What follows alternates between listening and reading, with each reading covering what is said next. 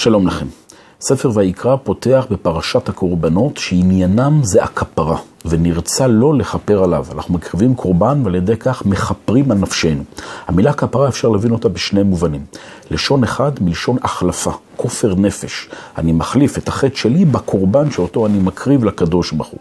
אפשרות נוספת של כפרה זה מלשון כופר שסוג של זפת, שמזפתים בתיבת נוח מבית ומבחוץ שמים כופר. זאת אומרת חומר שחוצץ בין המים, בין המציאות החיצונית שמנסה לחדור פנימה. הרעיון של הכפרה באמצעות הקורבן היא כפולה. א', אנחנו מחפרים, אנחנו מחליפים את הכוחות השליליים בכוחות חיוביים, מעצימים את הצדדים החיוביים, ובמקביל לכך משתיקים את הצדדים השליליים. זו האפשרות השנייה. יוצרים חציצה בין הכישלונות, בין הספקות, בין המציאות הבעייתית שעברנו לבין העתיד.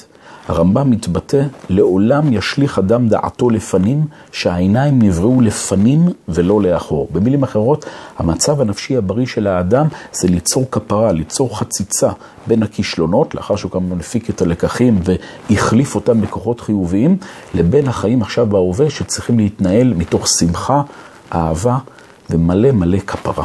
והשם הטוב יכפר. שבת שלום.